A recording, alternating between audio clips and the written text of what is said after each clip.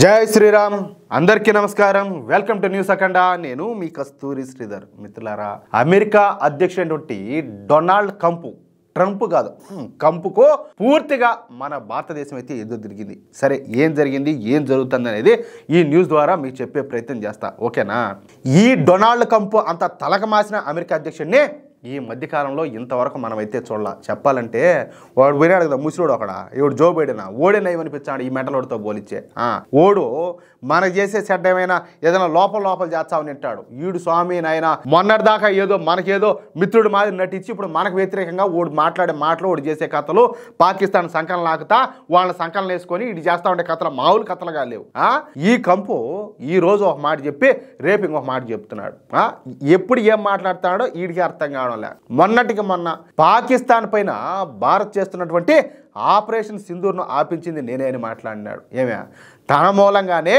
పాకిస్తాన్ భారత్ల మధ్య యుద్ధం ఆగిపోయిందని చెప్పి మాట్లాడినాడు ఏమన్నా సంబంధం ఉండదా ఈయన గారికి అంటాలే అణ్వాయుధ యుద్ధాన్ని ఆపేసిన ఘనత నాదేనో అని చెప్పి నోటికి వచ్చేట్టు మాట్లాడినాడు దీనికోసం నాకు నోబెల్ బహుమతి ఇవ్వాలా కానీ నాకు నోబెల్ బహుమతి తీరని చెప్పి మాట్లాడినారు ఈయనకు నోబెల్ బహుమతి ఇవ్వాలంట ఇచ్చుకో నీకు నువ్వే ఒకటి అదేదో సినిమాలో బ్రహ్మానందం ఏం చేస్తాడంటే ఆస్కార్ అవార్డుకు బదులుగా భాస్కర్ అవార్డు అని చెప్పేసి ఆయనే ఇచ్చుకుంటాడు అట్టగా నువ్వు కూడా ఏదో ఒకటి నువ్వు ఇచ్చుకో అంతే కదా ఏం మాట్లాడతారో అసలు వీళ్ళు ఎట్లా రాజకీయాలు లేకొచ్చారో ఎట్లా ఆ స్థాయికి ఎదుగుతారో నాకైతే అర్థమే కావడంలే వీళ్ళు పిచ్చోళ్ళ జనాలు పిచ్చోళ్ళు ఇట్లా వాళ్ళకి ఓట్లు వేస్తారా ఏందో మరి అయితే ఈ విషయాన్ని భారత ప్రభుత్వం ఖండించడంతో ఇక ఏం చేయాలో తోచక నోటికి వచ్చినట్టు అడ్డదిడ్డంగా వాగుతాడు సరే అదంతా కూడా అయిపోయింది ఏమే తరువాత ప్రపంచ దేశాలన్నిటిపైన కూడా పెద్ద ఎత్తున పన్నులన్నీ కూడా విధించాడు పైగా అన్ని దేశాలు అమెరికాతో సంబంధాలు ఏర్పరచుకోవాలని వాణిజ్య ఒప్పందాలు చేసుకోవాలని చెప్పేసి మాట్లాడినాడు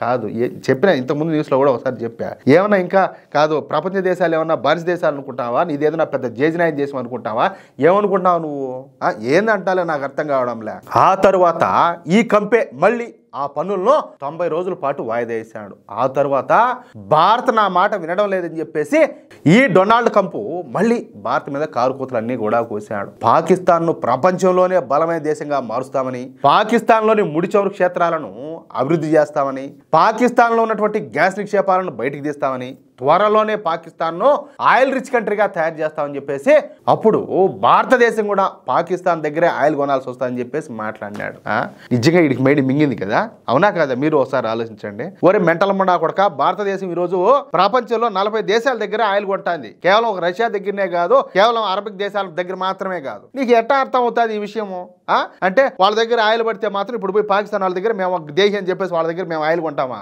వారిని పాసుగాల ఒకసారి మెంటల్ హాస్పిటల్ అన్న చెక్ చేయించుకుంటే బాగుండేది దరిద్రుడు అయినప్పటికీ కూడా భారత్ ఏం చేసింది ఈ డొనాల్డ్ ట్రంప్ మాట అయితే ఎన్లా అమెరికాతో వాణిజ్య ఒప్పందం అనేది కుదుర్చుకోవాలా ఇక్కడ ఒక మాట చెప్పాలి మీకు గతంలో కూడా నేను ఒక వీడియోలో చెప్పిన ఈ అమెరికా ఏం చేసిందంటే వాళ్ళ పాల ఉత్పత్తులను మన దేశంలోకి పంపించాలని చెప్పి చూసింది అది కూడా అక్కడ ఉన్నటువంటి ఆవులకన్నిటి కూడా ఈ మాంసాహార ఉత్పత్తులను ఫీడింగ్ గా పెడితే అవి ఎక్కువ పాలు ఇస్తాయంట అలాంటి పాలను తీసుకొచ్చి మన దేశంలోకి ఎక్స్పోర్ట్ చేయాలని చెప్పి చూశారు ఏమన్నా జరిగే పనేనా ఇప్పుడు మనం పాలను బిడ్డలో పోసుకుంటాము పూజలు చేస్తాము అభిషేకాలు చేస్తాము ప్రసాదాలు చేసుకుంటాము ఆ మాంసోత్పత్తులు పెట్టిన ఆవులు పాలిస్తే ఆ పాలు ఉత్పత్తులను తీసుకొచ్చే భారతదేశానికి ఎగుమతి చేయాలంటే ఎట్లా ఒప్పుకుంటారు కాబట్టి మోడీ గారు ఒప్పుకోవాలి ఇంకొక విషయం ఏంటంటే మన దేశం వ్యవసాయ ఆధారిత దేశం ఈ వ్యవసాయం మీద అదేవిధంగా పాడి పరిశ్రమ మీద ఆధారపడి కొన్ని కోట్ల మంది బతుకుతారు కాబట్టి ఇప్పుడు ఆ పాల ఉత్పత్తులన్నీ ఇక్కడికి వచ్చాయనుకో ఎంతమంది రైతులు నష్టపోతారా ఒకసారి మీరు ఆలోచించండి కాబట్టే మోడీ గారు ఒప్పుకోవాలా అర్థమవుతుందా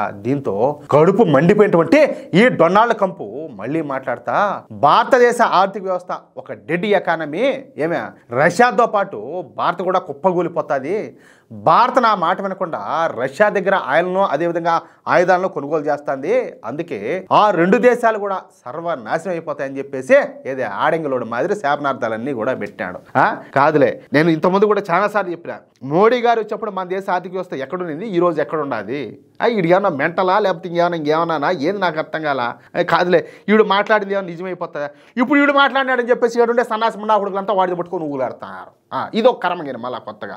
మళ్ళీ నిన్న ఇదే డొనాల్డ్ ట్రంప్ మాట్లాడతా నా హెచ్చరికలకు భారత ప్రభుత్వం దిగుచ్చినట్టు తెలుస్తుంది. ఏమన్నా జరిగే పని ఇదే.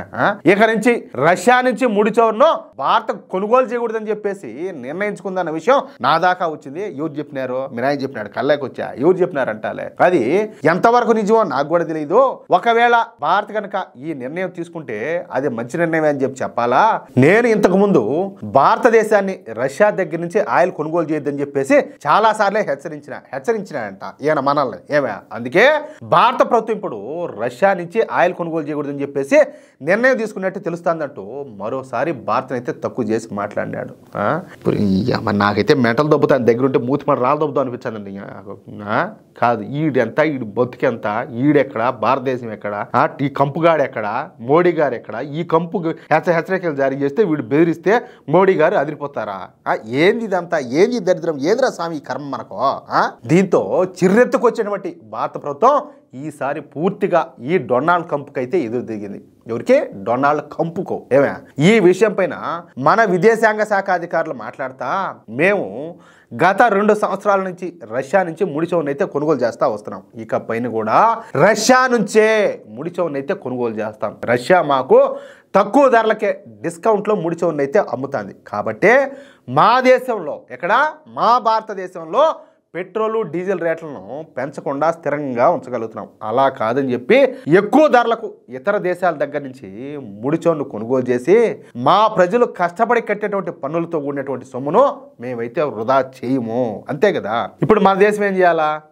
ఇప్పుడు మనం కట్టేటువంటి పన్నులతో అంతే కదా పోయి బయట దేశాల నుంచి ఈ ముడి చమురును అయితే కొనాలా. ఇప్పుడు మనకు రష్యా దగ్గర నుంచి డిస్కౌంట్లో తక్కువ ధరకే వస్తుంది, అంటే రూపాయికే వస్తుంది అనుకుందాం. అలా కాకుండా బయట దేశాలు పోయి 2-3 రూపాయలు పెట్టి ఎందుకు కొనాలా?